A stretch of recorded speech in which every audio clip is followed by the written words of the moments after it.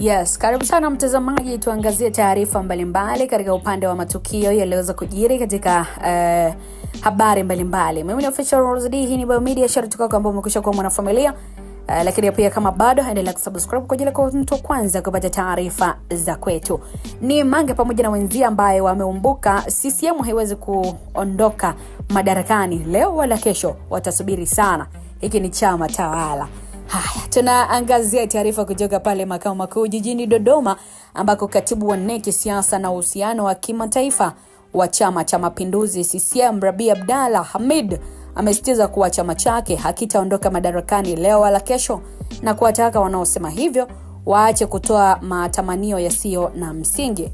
Akizungumza katika mkutano wa hadhara, Rabia aliwakemea wale ambao wanasema CCM itadondoka na kuwauliza wanaosema CCM itaondoka ni lini, mwaka gani na kivipi. Haiwezekani leo wala kesho CCM kuondoka.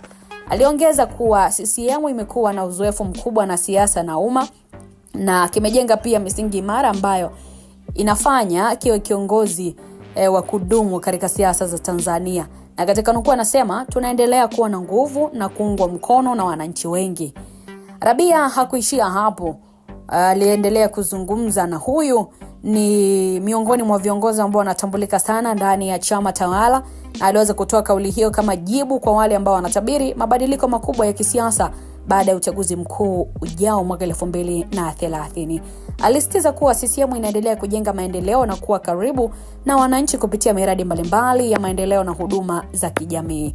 Kauli yake inakuja wakati ambapo mijadala kuhusu mustakabali wa siasa ya Tanzania inazidi kupamba moto, huku baadhi ya wapinzani wakidai kuwa wakati wa mabadiliko umefika.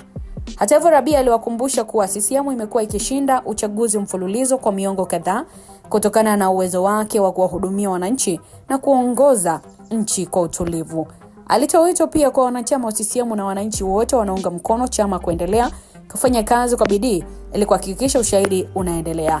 Na katika nukuu anasema, tunaamini katika demokrasia, lakini tunajua pia kwa wananchi ndio wanaochagua na bado wanaamini CCM.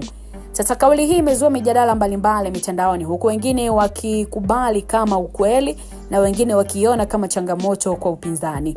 Hata hivyo, Rabia ameendelea kuonyesha imani kubwa na mustakabali wa chama chake cha Mapinduzi. Na kwa upande wa mwanaharakati Mange Kimambi, kauli hii imenukuliwa kama kijembe kwake, lakini pia na wenzake, maana wao ndio ambao wamekuwa mstari wa mbele katika kueneza harakati za chuki kwa Watanzania kwa lengo la kukiondoa chama cha CCM madarakani.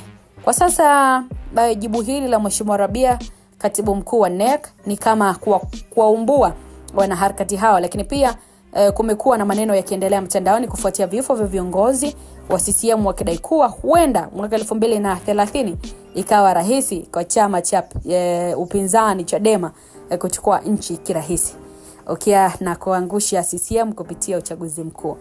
Mtazamaji, maoni yako katika hili, unakubaliana na kauli ya katibu wa NEC mama Rabia, au unalipi la kuzungumza katika haya ambayo yanaendelea?